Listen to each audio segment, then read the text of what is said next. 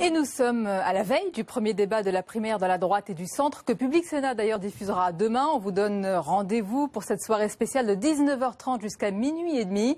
Et à la veille donc de ce débat, eh bien, on pose cette question ce soir. Quelles sont aujourd'hui les valeurs partagées par la droite? Qu'est-ce qui rassemble les électeurs, les sympathisants de droite et du centre qui vont signer cette charte pour aller voter à la primaire? Quelle est la boussole de la droite?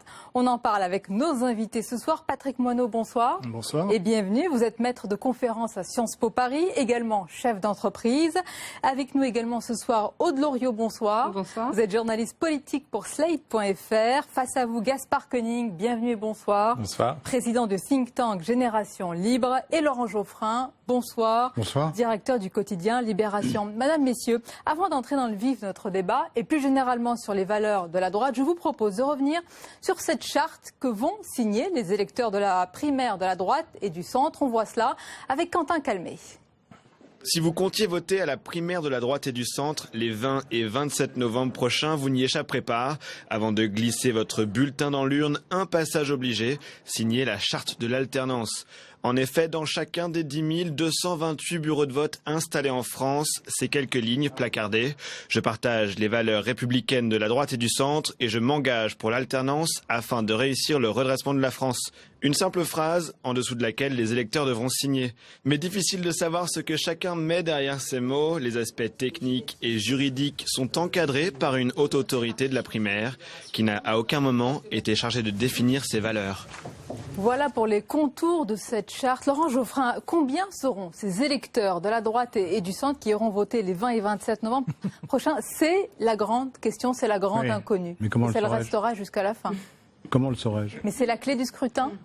Ah, c'est important parce que si c'est très large, d'après ce que disent tous les spécialistes, Juppé est favorisé. Si c'est très étroit, Sarkozy est favorisé. Donc c'est vrai que ça joue un rôle. Si on devait faire une radioscopie, Aude Loriot, justement, de ces électeurs aujourd'hui, qu'est-ce qu'on dirait? Est-ce qu'il y a, certains le disent, un peuple de droite et un peuple de gauche, donc des électeurs qui vont se déplacer pour cette primaire de la droite et du centre? On sait que, selon les nombreux sondages qui sont parus là depuis quelques mois, il y aurait 10 à 16%, enfin moi selon les sondages que j'ai lus, d'électeurs de gauche parmi ces électeurs qui se rendent à la primaire de droite. Donc effectivement, ça fait de 270 000 à un peu plus de 300 000 personnes potentiellement. C'est toujours moins que les électeurs du FN qui comptent se rendre à la primaire de droite, donc ça il faut le rappeler. Mais ça peut évidemment jouer un petit peu sur l'issue du scrutin. On va parler de cet impact, mais selon vous, quel est votre avis, Patrick Moineau? Est-ce que vous croyez vraiment à ce pourcentage, à cette frange d'électeurs de gauche qui va vraiment venir, qui va signer cette charte? On va rentrer tout à l'heure dans les détails de ces valeurs de la droite, mais qui va apposer sa signature sur un papier expliquant qu'il faut adhérer à ces valeurs-là. Moi, j'ai un problème. J'ai pas de chiffres, pas plus que personne ici, sur la participation des gens de gauche à la primaire de la droite. Mais en revanche, je ne vois rien dans la phrase qu'on demande de signer qui soit gênant pour quelqu'un de gauche. Les valeurs républicaines, je ne crois pas qu'il y ait de valeurs républicaines de gauche et de valeurs républicaines de droite. Il y a des valeurs républicaines, point. Après, j'attends que quelqu'un nous donne une version convaincante de ce que c'est que des valeurs de la droite et du centre. Par opposition à des valeurs de gauche. Il y a des politiques de droite, des politiques de gauche. Maintenant, des valeurs de droite et des valeurs de gauche, c'est une question de priorité, c'est une question effectivement d'agenda, mais je ne crois pas que les valeurs soient significativement différentes. Donc je ne vois rien de gênant et donc je ne vois pas pourquoi est-ce que les gens de gauche n'iraient pas à cette primaire, en tout cas pas à cause de ça. Est-ce que vous êtes d'accord? Vous partagez la même analyse, Gaspard Koenig? Bon, moi je vous dirais un peu comme toujours que cette histoire des gens de gauche et des gens de droite, c'est quand même le vieux monde et que toutes les élections d'ailleurs dans les pays occidentaux voisins nous montrent que tous les clivages sont en train de voler en éclats et que la société est en train de se réorganiser différemment. Donc être de droite ou de gauche aujourd'hui, honnêtement, ça n'intéresse plus grand monde. Ça vous intéresse? En revanche, il y a des programmes très différents. Il va y avoir des programmes très différents proposés par des candidats différents qui pourront être intéressants. Mais enfin. Mais est-ce qu'il existe un peuple de gauche, un peuple de droite? François Fillon, pour François Fillon, je vais vous laisser réagir. Cette distinction n'est pas de mise, on l'écoute et puis vous réagissez juste après. Il n'y a pas de peuple de gauche et de peuple de droite. Voilà. Si on est gaulliste, on considère qu'il y a un peuple français. Si le peuple français a envie... Même dans le cadre d'une primaire de la droite et du centre, vous dites que tous viennent. Bien sûr que tous viennent, parce que plus il y aura d'électeurs à cette primaire, plus le candidat qui porte les valeurs de la droite et du centre pourra bénéficier d'une forte légitimité dans la mise en œuvre des réformes. Parce que on n'a pas des hommes et des femmes qui sont génétiquement à gauche et génétiquement à droite. Vous serez d'accord, Laurent Geoffrin, vous n'êtes pas génétiquement à gauche. Je vous taquinais, j'avais compris, mais vous ne serez pas d'accord. qui reviennent tout le temps, quoi. C'est-à-dire si vous êtes pour l'initiative privée, plutôt pour l'initiative privée, principalement, l'entreprise privée, le marché, la liberté concurrentielle, etc., vous êtes plutôt libéral. En général, en moyenne, dans tous les pays du monde, c'est plutôt la gauche qui est contre ça et la droite qui est pour. Et en général, si vous êtes pour l'action collective, pour la relance, une politique keynésienne, voilà, vous êtes plutôt de gauche. Ça ne veut pas dire que ces deux mondes est totalement étrangers. Ça ne veut pas dire qu'il n'y a pas des gens qui sont entre les deux. Mais ça fait deux pôles et ça fait deux politiques différentes. Si vous voulez augmenter les impôts des riches, en général, c'est plutôt la gauche qui fait ça. Si vous voulez diminuer les impôts des riches, il faut avoir les programmes. Et c'est plutôt la droite qui fait ça. Et donc vous avez deux attitudes. Vision, c'est l'ancien mot. Non, mais si seulement c'était ça. C'est seulement, c'est ça. Le problème, c'est qu'aujourd'hui, comme vous le savez, la droite est une droite gaulliste, souverainiste, interventionniste et dirigiste. La droite, ça dépend lesquelles. Les politiques de droite, non, Juppé, il n'est pas souverainiste. Qui ont été menées depuis Fillon à peu près les années 90, sont des politiques qui sont des politiques dirigistes, qui reflètent une structure administrative technocratique française qui est largement partagée par la droite et la gauche et qui fait que quand il y a un problème avec Alstom, les politiques de tous bords vont voler à son secours. Nicolas Sarkozy l'a fait, la gauche l'a fait, ils le font tous, parce que c'est dans l'ADN du politique français depuis les années 60-70, à mon sens. Donc, et par ailleurs, on voit très bien aux extrêmes que le programme de Marine Le Pen est quasiment le calque du programme de Mélenchon, prix réglementé, nationalisation des banques, commission du plan, ils sont d'accord à peu près sur tout. Donc, clairement, ces partitions ne jouent plus. Et si seulement il y avait une vraie droite libérale que vous décrivez, mais on reviendra après sur le détail de leur programme, parce que justement, j'ai l'impression que ça évolue. Mais pour la première fois depuis longtemps, la droite française a un programme libéral. Eh ben, on va en parler. Mais d'abord, Aude Loriot, vous avez vraiment analysé ces éventuels électeurs ou sympathisants de gauche qui pourraient aller voter à la primaire de la droite. Quelles sont leurs motivations, les ressorts qui pourraient les pousser à aller voter? Alors déjà, je voudrais quand même répondre. C'est pas parce que on a une tradition étatiste en France qu'il n'y a pas de valeur de droite et de gauche. Il me semble historiquement, enfin je veux dire, les historiens ont quand même exhumé des valeurs de gauche, de droite qui sont comme Laurent Geoffrin les a rappelés. Enfin, la solidarité à gauche, le libéralisme et Il n'y a pas de solidarité à droite. Si, mais bien sûr que. Mais c'est pas une question de valeur. C'est pas une question de valeur, c'est une question de politique. Donc c'est une question de priorité. C'est ce qu'on met en avant. Traduit les objectifs généraux ou les. Oui, mais sauf que là, on leur demande de se prononcer sur des valeurs. Et donc je vois pas. Alors c'est la question qu'on pose. Par ailleurs, moi je pense qu'il y a une primaire où il y a Sarkozy, Juppé, Fillon et Le Maire. C'est le genre de droite. On va y venir à leur programme. Moi je pense qu'il y a un petit sophisme à dire que là, quand on signe cette charte qui dit je partage les valeurs républicaines de la droite et du centre et je m'engage pour l'alternance afin de réussir le redressement de la France, on s'engage quand même pour des valeurs républicaines, certes, mais de la droite et du centre. Et là, il y a le sens du génitif.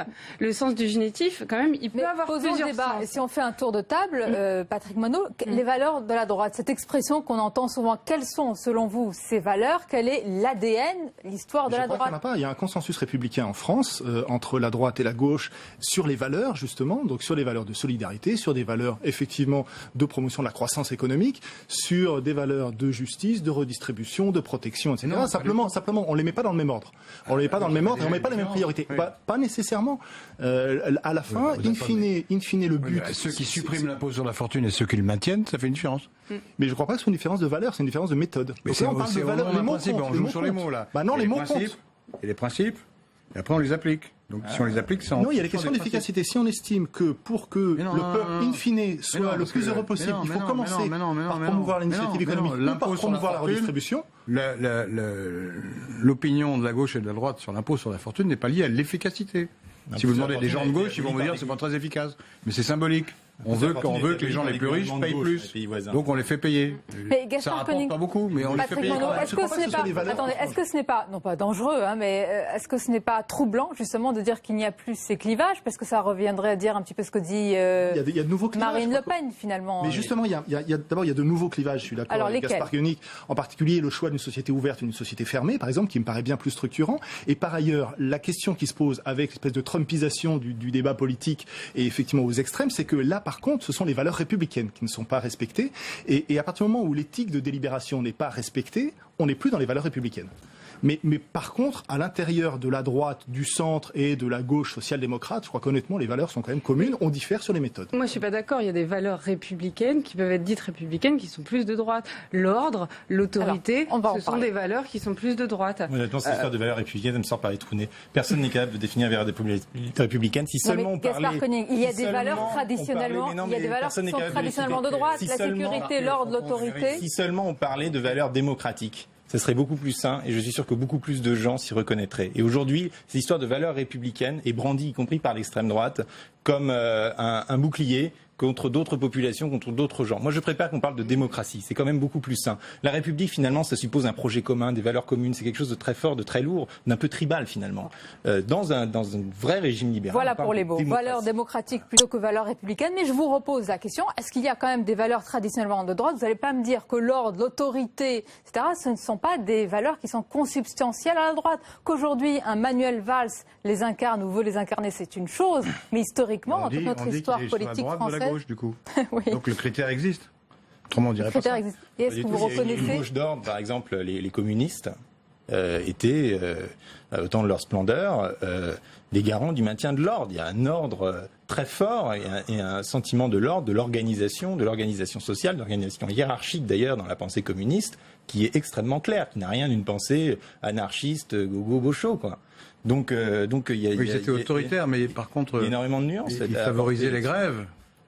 Oui, mais enfin, ils avaient une vision... Ils avaient même une rhétorique révolutionnaire. Ils avaient une vision de l'ordre social. Oui, mais d'un nouvel ordre social, donc ils étaient contestataires. Alors voilà pour cette valeur, vous n'êtes pas d'accord. On va prendre un autre exemple pour essayer d'avancer dans le débat. Si on prend la valeur travail, quel est votre avis, Aude Loriot? C'est une valeur traditionnellement de gauche. Certains disent qu'elle a été abandonnée par la gauche au profit de l'assistanat, de l'aide sociale. Est-ce que vous êtes d'accord? Si on met famille patrie à côté, c'est plus... Oui, je ne l'ai pas mis, Laurent Geoffrin. Ne faites pas dire ce que j'ai pas dit. Elle est à droite, mais... Non, mais la Francis Lefto, elle est théoriquement à droite. Je pense que vraiment, la valeur travail, ça peut être une valeur de gauche comme de droite, effectivement, là, pour le coup. Mais ça dépend ce qu'on entend par travail. Évidemment, les mots sont polysémiques. Ils doivent être mis dans un contexte. Donc, utiliser seul comme ça, personne ne va dire que le travail n'est pas une valeur de gauche ou n'est pas une valeur de droite. Enfin, en tout cas, ça serait un peu malheureux de dire ça. Il ne s'agit pas de dire qu'il n'y a pas de différence entre la droite et la gauche. Personne ne soutient ça aujourd'hui. Il y a effectivement des politiques de droite et des politiques de gauche et tout le monde en convient. Maintenant, de là à dire que c'est un débat sur les valeurs, c'est autre chose. Et le fait que les Républicains aient choisi de mettre ça sur leur charte en disant on vous demande de vous engager sur les valeurs, à mon avis, c'est une erreur stratégique parce que ça ne recouvre aucune réalité. D'ailleurs, le fait qu'on ait ce débat et que personne ne soit d'accord prouve bien que c'est plus évident pour personne, cette histoire de valeurs de gauche et de droite. Alors ensuite, si vous me permettez, est-ce que je peux rentrer dans le concret, peut-être? Il y a des gens en face de vous qui ne sont pas d'accord. C'est évident, visiblement, on est déjà tous les quatre pas d'accord. Et Clinton est plutôt de gauche. Trump est une droite protectionniste. Trump est protectionniste. C'est pas un critère. Vous veniez de dire c'est l'inverse, c'est la liberté d'entreprise et tout ça, c'est l'inverse de la doctrine qui prêchait par Trump. Il y a des protectionnistes de droite aussi. En tout cas, on ne peut pas dire qu'ils sont tous d'accord. Ce que je vous propose pour rentrer dans le détail, parce que là c'est très abstrait. Nous, ce qu'on a fait, allez-y, vous allez apporter du concret dans ce débat. Cela, ce qu'on a fait, on a pris les propositions, les 250 propositions des candidats. Alors, je me permets déjà de préciser que c'est en un sens extrêmement étrange qu'on est allé grappiller de ci, de là, dans le livre de celui-ci. Les candidats de droite? Candidat de la primaire du centre, de la droite et du centre. Oui. Mais donc vous avez fait la distinction entre la droite et la gauche, là. Non, j'ai pris ceux qui se présentaient à la primaire. Vous n'avez pas pris Mélenchon, quand même. J'ai pris ceux qui se présentaient à la primaire, de droite et de gauche, parce que c'est ceux qui ont avancé leur programme. Et je les ai notés. Vous allez voir, parce que je vais retourner cet argument. Parce que je vais prendre ensuite les programmes de gauche, les programmes écologiques, etc. Et nous allons tous les noter sur une échelle du libéralisme. Et vous allez voir que, bien sûr, il va y avoir des gens d'Europe Écologie Les Verts qu'on va voir plus libéraux que des gens de droite, des gens de droite qu'on va voir plus libéraux que les gens, etc. Donc ça va être beaucoup plus. Pardonnez-moi, mais qui est le plus libéral alors sur votre podium? Alors, donc nous, ce qu'on a fait, c'est qu'on a pris les propositions une à une, et c'est déjà incroyable qu'il faille se donner tant de mal pour aller les piocher. Parce que s'ils avaient bien organisé cette primaire, ce que les électeurs devraient avoir, c'est un grand tableau récapitulatif, comme on a fait, avec domaine par domaine le résumé des propositions des uns et des autres, pour avoir quelque chose sur quoi se décider. Parce que là, il faut vraiment aller les chercher. Bon. Et ensuite, on a noté chaque proposition sur une échelle libérale. Alors, il y a des traits communs quand même qui se dégagent aujourd'hui du programme de la droite en le regardant dans les détails. Il est clair que sur la fonction publique, la fiscalité et le droit du travail, et d'ailleurs le chômage, l'ensemble des candidats de droite proposent une politique assez dure et radicale de dégressivité des allocations chômage, de fin du statut de la fonction publique d'une manière ou d'une autre, et d'inversion de la hiérarchie des normes avec l'autonomie des entreprises ou des branches pour décider de leur propre régulation dans ce qui n'est pas des affaires d'ordre public. Donc ça, c'est intéressant de noter. Et là-dessus, ils vont, plus ou moins selon le candidat, mais ils vont quand même assez loin. Il y a un certain consensus. Ensuite, il y a un autre consensus qui, pour moi, est plutôt positif. Ensuite, il y a un autre consensus qui se dégage, qui pour moi est plutôt négatif. C'est un vrai conservatisme sociétal. C'est-à-dire que dans tout ce qui concerne la religion, la laïcité, les droits des minorités, les innovations biotechnologiques, la GPA, PMA et tout ça, c'est extrêmement conservateur, si vous voulez. On va prendre alors le premier bloc. Ensuite, attendez, on reste sur les valeurs et les aspects plutôt économiques. Oui. Qui est sur le podium? Qui est le numéro 1, le plus libéral? Alors nous, on a fait ça à l'aveugle. Et le candidat qui est ressorti le plus libéral avec 65%, ça prouve qu'il reste beaucoup de marge, c'est Nathalie Kosciusko-Morizet, qui va à la fois, oui, ça m'a surpris moi-même, mais en redécomposant, elle va aussi loin que Fillon sur l'économique, c'est-à-dire quand vous regardez les détails de son programme, c'est assez radical. Elle va sur le plan, par exemple, de l'éducation, elle est assez favorable à la sélection d'entrée de l'université, aux autonomies des établissements scolaires. Sur le plan fiscal, elle reprend ce qui est notre proposition phare, c'est-à-dire un revenu universel couplé à une flat tax. Elle propose un droit des indépendants, c'est-à-dire de faire du travail indépendant véritable, de le rentrer dans le. Et tout cela fait d'elle la candidate qui, selon votre think tank, pardonnez-moi, est la plus libérale. Et donc je vous pose cette question, parce que là encore c'est un mot peut-être qui peut paraître parfois abstrait. Comment vous le définissez? Est-ce que c'est une valeur, le libéralisme? C'est une doctrine, c'est un ensemble d'idées qui sont articulées autour de principes, de valeurs, si vous voulez. C'est une doctrine qui met en avant la liberté individuelle dans tous les domaines, notamment le domaine social et le domaine économique. Alors il y a un point commun avec la gauche, enfin la gauche démocratique en tout cas, c'est le libéralisme politique. Il peut y avoir, comme dans le cas de Nathalie Kosciusko-Morizet, un point commun sur le libéralisme des mœurs, sur la tradition familiale ou pas, etc., le mariage gay, etc.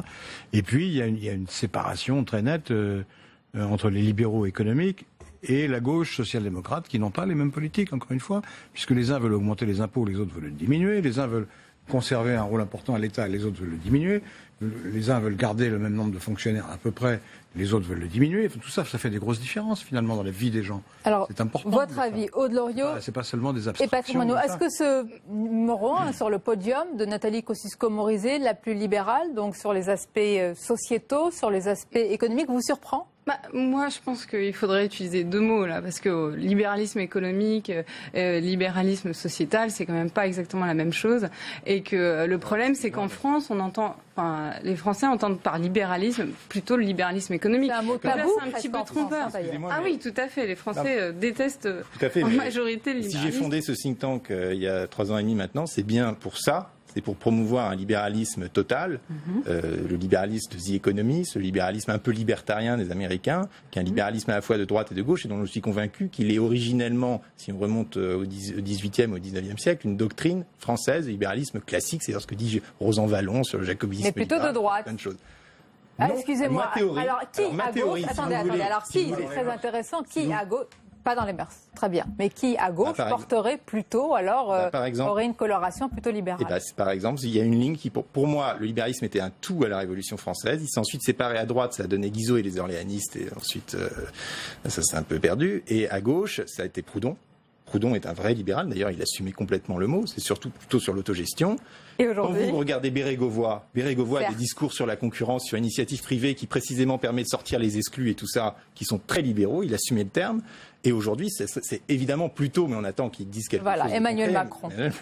On s'en serait douté. Patrick Monod, sur ce thème. Quelques gages à Laurent Geoffrin, c'est-à-dire qu'effectivement, sur les aspects économiques, il y a des politiques de droite et des politiques de gauche, et en particulier le fait que les politiques de droite, de façon générale, considèrent qu'il faut commencer par traiter l'individu avant de traiter le collectif, alors que la gauche considère qu'il faut plutôt commencer par traiter le collectif avant de traiter l'individuel. C'est d'ailleurs une tendance et une dialectique dans les sciences sociales qui est extrêmement ancienne, entre l'individualisme méthodologique et le holisme méthodologique. Donc là, il y a effectivement, je pense, une ligne de fracture quand même assez nette entre les politiques de droite et les politiques de gauche, mais je maintiens quand même que c'est pas une question de valeur. C'est une question d'efficacité de la politique. On considère que c'est plus efficace de commencer par attaquer le social, ou on considère que c'est plus efficace... Non, c'est-à-dire qu'on considère que le résultat in fine sera meilleur. Il sera éventuellement plus juste et dans les critères pour appuyer. Ça fera un meilleur taux de croissance. Non, mais je ne parle pas de taux de croissance. Je dis in fine, le résultat sera meilleur si on commence par cette. La question est de savoir si c'est juste. Quel est le but d'une politique, quel que soit le bord. La justice peut être le but d'une politique. Le but d'une politique, c'est d'avoir un peuple qui soit globalement heureux. En tout cas, qui soit relativement heureux quand c'est juste, donc c'est injuste. Histoire d'efficacité. Je suis d'accord avec. Non. On ne peut pas considérer qu'une. On a parlé des aspects sociétaux, on a parlé des aspects économiques. Messieurs, madame, je voudrais qu'on parle d'un autre thème.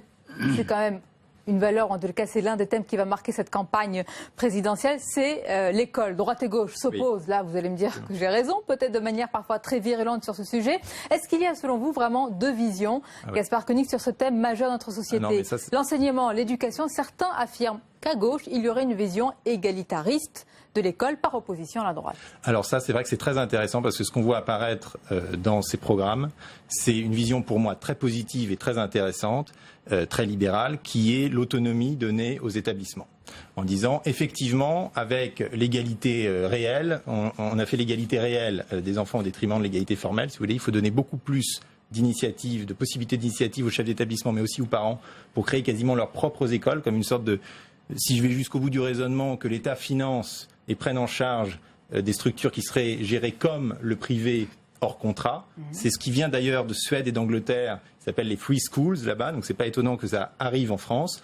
Et donc pour moi c'est formidable parce que ça permet énormément d'innovation pédagogique, ça permet une multiplicité de choix donnés aux parents et aux enfants d'ailleurs en fonction de leurs besoins propres.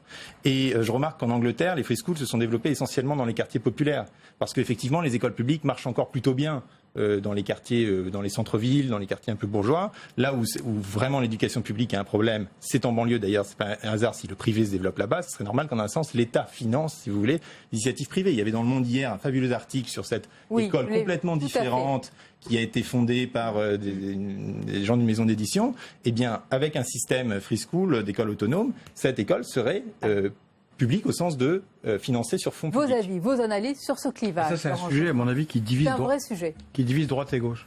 On en a trouvé un ce soir. Et oui, parce que vous avez une vision républicaine, centralisée, uniforme, je caricature, qui a longtemps été défendue par la gauche, et une partie de la droite. Et maintenant, il y a toute une discussion de savoir si c'est vraiment une bonne idée d'être aussi centralisé, égalitaire en apparence, et en fait, ça masque des inégalités sous-jacentes. Et donc, il y a toute une partie, et de la gauche et de la droite, qui disent non, il faut décentraliser, il faut laisser à chaque établissement l'initiative de ses méthodes. Ça, c'est une vraie question. Il faut adapter la pédagogie au public en face de qui on est, etc. Mais vous avez des gens qui disent ça à gauche et à droite. Si vous prenez le programme de Juppé, il est plus proche de ce qu'a fait traditionnellement une partie de la gauche, comme Jospin, comme Allègre, etc., que de ce que veulent faire certaines associations de gauche. Il y a un débat sous-jacent qui est centralisatrice. Il y a un débat sous-jacent qui est assez intéressant, qui est effectivement la question de savoir à quoi doit servir l'école de cette façon. Est-ce qu'elle doit servir à faire des employés, des collaborateurs bien formés et employables pour les entreprises, ou est-ce qu'on forme des citoyens et on leur donne des savoirs fondamentaux, etc. Et c'est un débat qui est venu troubler un tout petit peu les choses, puisque effectivement on a des gens de gauche qui ont plutôt été favorables à ce que l'école fournisse de bons petits soldats à l'entreprise, tandis que la droite était... Personne n'a dit ça comme ça. Non, pas comme ça, mais l'idée derrière... C'est le gardien du temple, Laurent Geoffrin. Cette idée est un peu bizarre, polémique. Qui a proposé de faire des bons petits soldats pour les entreprises? Ou qui fait ça? Ou comment? Lorsque l'on a eu tout ce débat pour savoir ce que les élèves devaient acquérir à l'école, est-ce que ce sont des compétences ou est-ce que ce sont des savoirs? Alors quel est celui qui est favorable à l'entreprise? La compétence. Ah bon? Alors que le savoir est... je suis d'accord avec ça. Donc il y aurait deux visions. Et c'est venu un peu brouiller les cartes. C'est-à-dire qu'on a trouvé des gens à droite qui défendaient un modèle et des gens à gauche qui défendaient le même, et inversement. Donc c'est pas quelque chose qui permet de... Les modèles des sujets qui pourraient freiner, en tous les cas, des électeurs de gauche à venir voter à la primaire de la droite et du centre. Oui, enfin, je pense pas que ça soit que l'éducation spécifiquement les freine. Je pense que ce qui peut les freiner, c'est le jour J de se dire bon bah tiens, il va falloir que je me rende dans un bureau de vote entouré de gens de droite. On va pouvoir m'identifier, moi qui suis de gauche, comme quelqu'un de droite. Et effectivement, moi je me souviens des primaires de gauche. J'avais entendu des gens de droite qui disaient je vais aller voter à la primaire de gauche. Et puis le jour J, j'ai vu qu'ils ne s'y étaient pas rendus. Donc parce qu'il y a toujours une sorte de malaise à se retrouver identifié à quelque chose dont on ne se sent pas, dont on ne se sent pas proche profondément. Donc, mais sur l'éducation, enfin, la gauche a fait beaucoup d'innovations, enfin, a permis la liberté à tout un tas d'écoles. Et je ne pense pas que ça soit de droite de permettre l'innovation et de laisser une marge de manœuvre. Moi, je pense que ça dépend des publics. C'est aujourd'hui dans les programmes d'un certain nombre, mais pas tous d'ailleurs, parce qu'il y en a effectivement qui maintiennent une vision de l'école républicaine très centralisée, mais il y a dans, disons, la moitié des programmes de droite une vision très autonomiste de l'école, et je suis curieux de voir ce qui va sortir dans les programmes de gauche. Et finalement, ça nous revient, ça contredit plutôt ce que disait Laurent Geoffrin au début, en disant l'école est un bon exemple, qu'il y a une politique de droite et de gauche. Ben non, justement. Je dis le contraire. Le contraire, c'est un bon contre-exemple. Alors, je voudrais qu'on termine. On a fait les thèmes économiques, on a fait les thèmes sociaux, on a parlé de l'enseignement et de l'école. Il y a les thèmes identitaires qui arrivent en force, et là, on sera d'accord pour dire que c'est plutôt un clivage droite-gauche sur la laïcité même, encore qu'il y a des gens sur de gauche l'identité. qui pensent que l'identité oui, est importante. Il y en aura toujours. Malgré tout, ça reste un marqueur, selon vous? Ah, le nationalisme, oui. Le nationalisme, moi, j'appelle ça le nationalisme. Ainsi. Très bien. L'identité, moi aussi, je suis pour l'identité française, mais ça dépend de quoi on parle. Je suis pour la Commune, je suis pour Jaurès, je suis pour Blum, je suis pour la Révolution française. Je suis pour Jean Moulin, je suis pour le programme de la Résistance. Tout ça, vous l'entendez beaucoup? Vous les entendez beaucoup, ces références aujourd'hui à gauche? Ah bah oui, tout le temps, mais c'est pas très audible, parce que comme la droite a désigné un bouc émissaire qui est l'immigration, les immigrés, les musulmans, pour faire court, tout le débat s'est polarisé là-dessus en disant, parce que quand la droite parle d'identité nationale, elle ne parle que des musulmans, elle ne parle pas d'autre chose, elle ne parle pas de savoir si on a une cuisine, par exemple, qui est bien française ou ce qui... Laurent Geoffrin, vous avez dû être troublé, je vais le montrer, le livre par les propos de François Hollande dans le livre de Gérard Davet, Fabrice Lhomme. Parce qu'il y a 700 pages, je sais. Sur l'immigration et le nombre d'immigrés qui est trop important. Je sais pas, j'ai pas lu. Mais je vous le dis, je l'ai lu. Il a dit que le nombre d'immigrés est trop important. Oui, qu'il y avait trop d'arrivées. Ça vous trouble, venant d'un homme de gauche? Mais moi, j'ai jamais pensé que la politique la plus réaliste consistait à dire qu'on allait accueillir tout le monde sans aucune distinction et sans aucune limite. J'ai jamais pensé ça. J'ai toujours pensé qu'il fallait une politique d'immigration qui soit généreuse, qui soit ouverte, mais qui a nécessairement une limite. Et d'ailleurs, je ne connais aucun pays, qui soit de droite, de gauche, d'extrême gauche ou pas, qui pratique une politique d'ouverture totale et d'abolition des frontières. Ça n'existe pas. Et puis, de toute façon, c'est impraticable, parce que si vous faites ça, le Front National va passer facilement la barre des 60% d'ici 2 ans. Donc c'est absolument impraticable.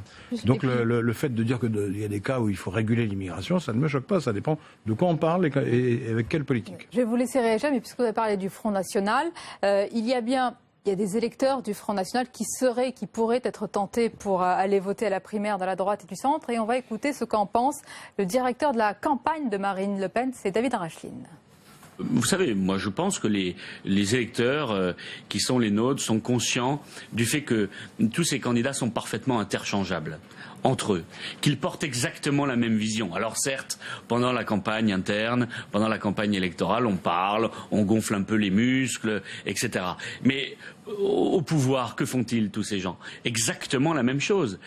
Année après année, même décennie après décennie, on se retrouve avec les mêmes qui sont totalement interchangeables. Ne vous déplacez pas, c'est ce que je leur dis. Déplacez-vous en revanche la journée du premier tour de l'élection présidentielle. Voilà, je vais vous laisser réagir à ces propos. Et peut-être une dernière question en guise de conclusion. On pose souvent la question, et je vous la pose à vous tous, de savoir si la défaite que certains prédisent à François Hollande n'est pas avant tout une défaite culturelle, la défaite des idées. Oui, je vous explique, Laurent Geoffrin, ne froncez pas les sourcils. Il y a beaucoup d'intellectuels de gauche qui reprochent justement à la gauche d'avoir reculé sur le terrain des valeurs, d'avoir cédé sur ce terrain. Je cite par exemple le journaliste et l'historien Jacques Julliard qui reproche à la gauche de ne pas avoir livré bataille sur le terrain des valeurs. Est-ce que partagez peut-être cet avis? Oui, moi je suis assez d'accord. Je pense que le clivage gauche-droite est brouillé en partie parce que la gauche n'a pas des positions fortement à gauche et clairement à gauche. C'est-à-dire que quand on fait la loi El Khomri, forcément, ça trouble un peu l'électorat de gauche. Et on pourrait citer plein d'exemples, le renoncement aux 50% sur le nucléaire. Il y a plein d'exemples. On ne va pas faire la liste des renoncements de François Hollande qui sont assez nombreux, mais en tout cas, clairement, le clivage gauche-droite est brouillé à cause de cet éloignement des classes populaires qui se produit à gauche et de tout un tas de facteurs qui font que, voilà, tout simplement, il n'y a pas une politique clairement de gauche. Vous partagez cette analyse? Non. La politique n'est jamais assez à gauche aux yeux de ceux qui sont sur la gauche de la gauche.